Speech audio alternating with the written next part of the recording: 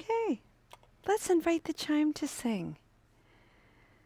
And let's put a smile on our face as if a smile feels like something that is full of ease for you today.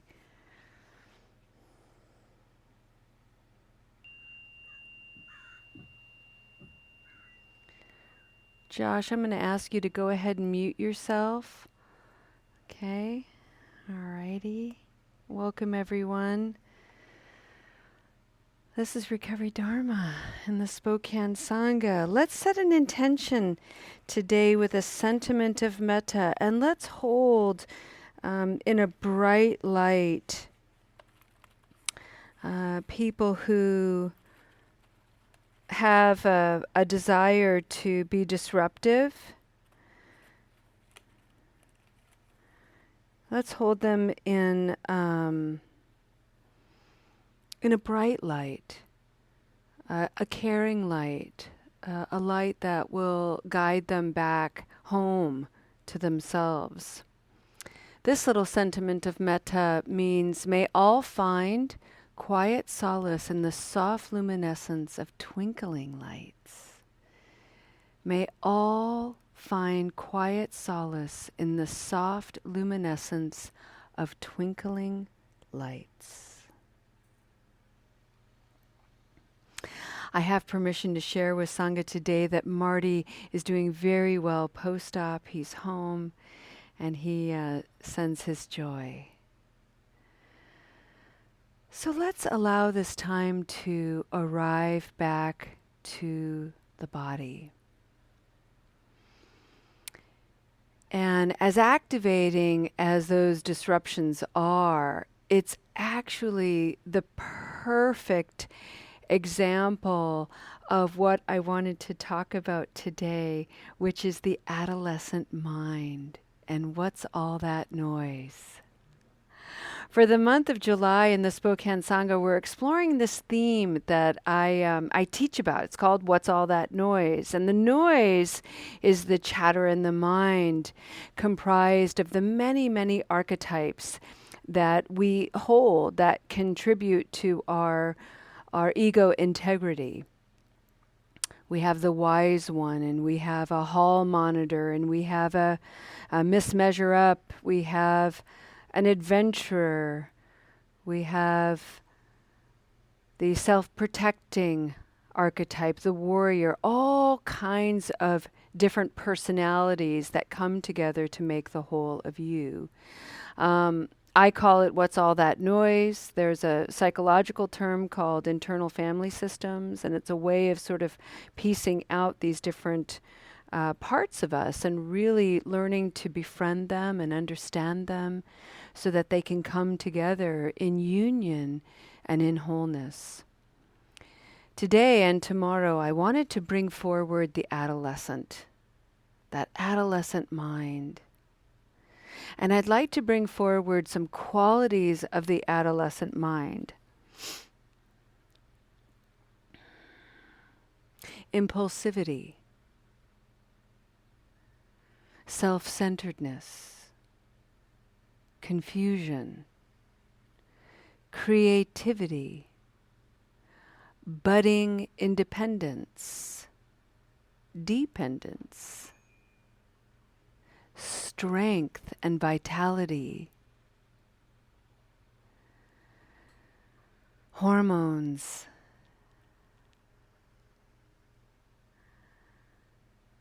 growing integrity, inquisitiveness, curiosity.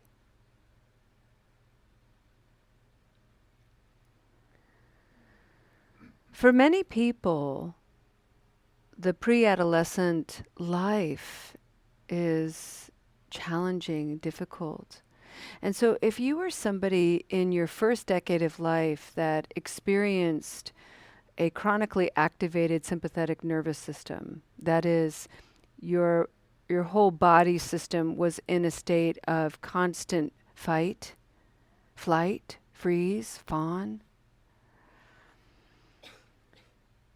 those qualities that continue to mature into adolescence that really help an individual um, individuate from their dependents, from their parents or parent figures, authority figures. Depending upon the sympathetic nervous system, will dictate how well an adolescent can individuate. So if as in that first 10 years of life, your body didn't have a whole lot of time to restore, to allow the parasympathetic nervous system to come in and relax, adolescence was a time of great insecurity, overwhelming impulsivity, an inability to think critically. And this is all compounded by the fact that those qualities that I mentioned are governed, what we know by science, mostly by the frontal lobe of the brain. And the reason why I'm bringing all of this forward is when people are in a state of intoxication, the frontal lobe is affected. One's ability to pause is limited. One's ability to see options and therefore make wiser choices is diminished. So what happens to people with substance use disorders is the brain is behaving as if it is in an adolescent state. It is why people with substance use disorders are typically impulsive, can't seem to make good choices, that's at least the narrative, are highly defensive, self-protective, self-cherishing, and so on. But within each of us, buried under trauma and mistakes and missteps, is a whole human being, full of agency and wisdom, extraordinarily creative and resilient. And so we come to practice on a beautiful breath as an invitation to parent yourself, to grandparent yourself, to learn how to approach and maybe even carefront your adolescent being with the gentility and understanding, with the compassion and love that maybe you didn't receive in those early formative years. You have the tools, the skills, the knowledge, the resourcefulness to provide that for yourself now.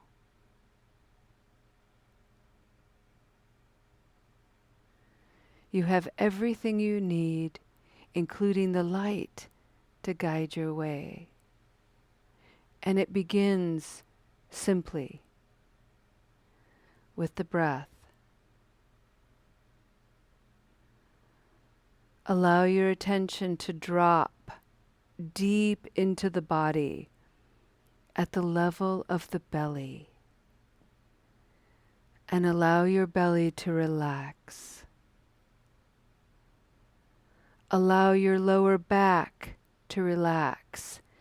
And if you can, maybe even put your hand on your belly. Right now I have my left hand on my belly and I have my right hand on my lower back, my palm facing out. And I'm just giving myself a gentle squeeze to remind myself to relax there.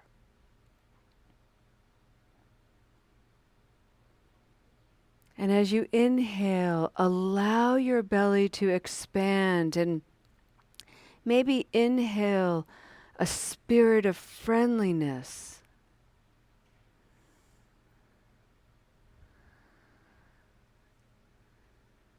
One of the things I love about adolescents is they gather friends. So gather yourself, gather all the parts of you in a friendly way. And as you exhale, allow anything that's troubling you to leave.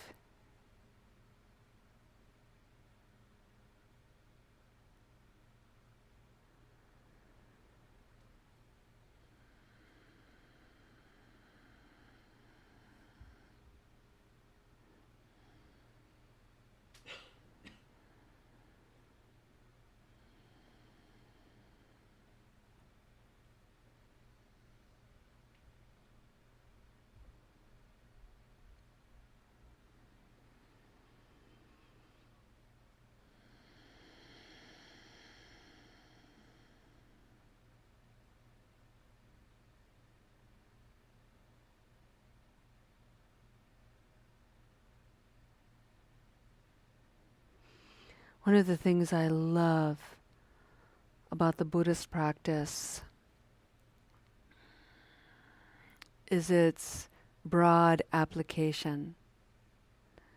So even though we are a community here trying to understand our relationship to habit energy enough that we shift our habit energy, these practices and this engagement allows us to really embrace experiences and habit energy of thought and story that really created the fertile ground for habit energy in the form of substance misuse primarily to ripen and fruit.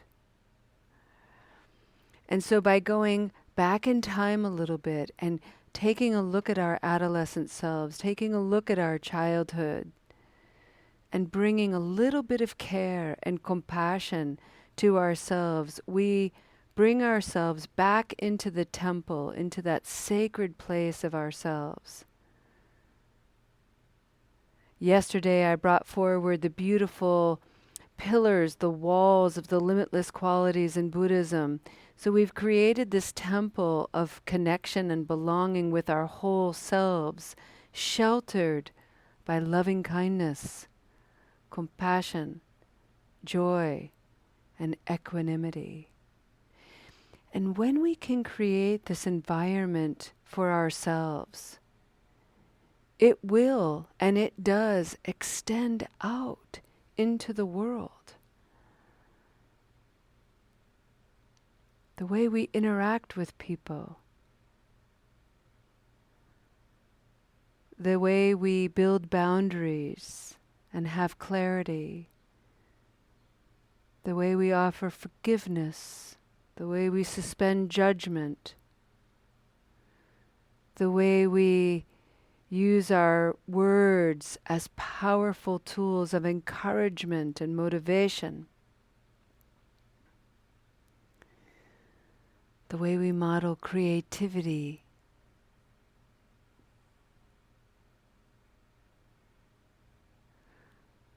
all of this by adding a little healing to the adolescent self. Yes, all of this.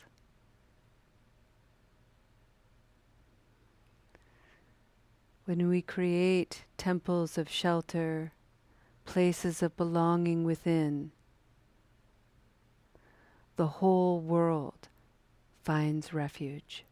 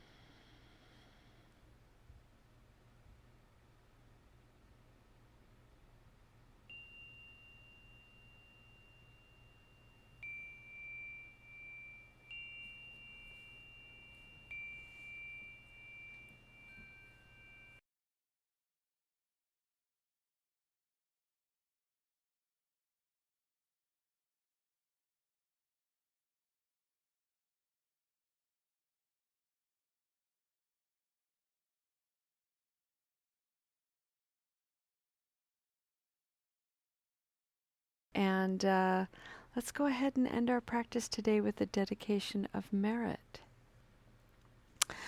Let's come back to the practice. Let's come back to the body. And let's just take a moment to breathe.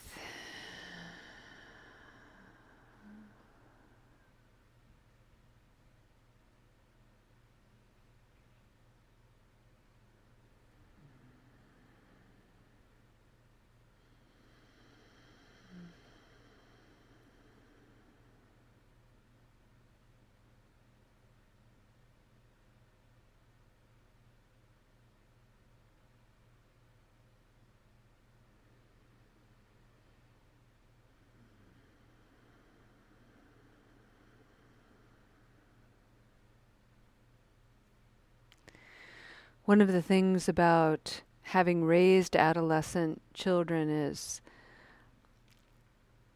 coming into a deeper awareness of how tender that time is. That adolescent mind gives itself so much permission to be pedantic, cruel, disassociated. And so it is no wonder that adolescents experience a great deal of insecurity.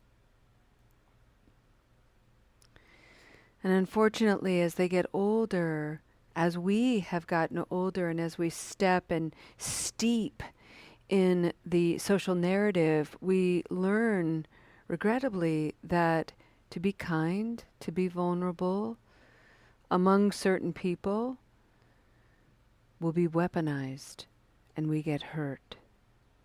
And so no wonder we self-protect and armor. It is an extraordinarily courageous act to be kind in our presence, to be so well practiced that the slings and arrows can come our way, and yet the armor that we have is kindness,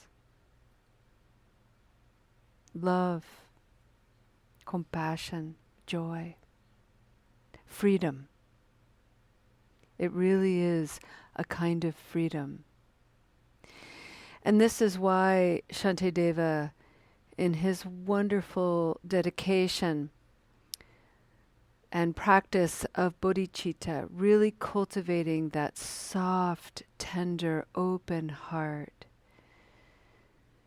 is to be someone who is a warrior in a spiritual sense, in a loving sense, to help dispel the misery of the world.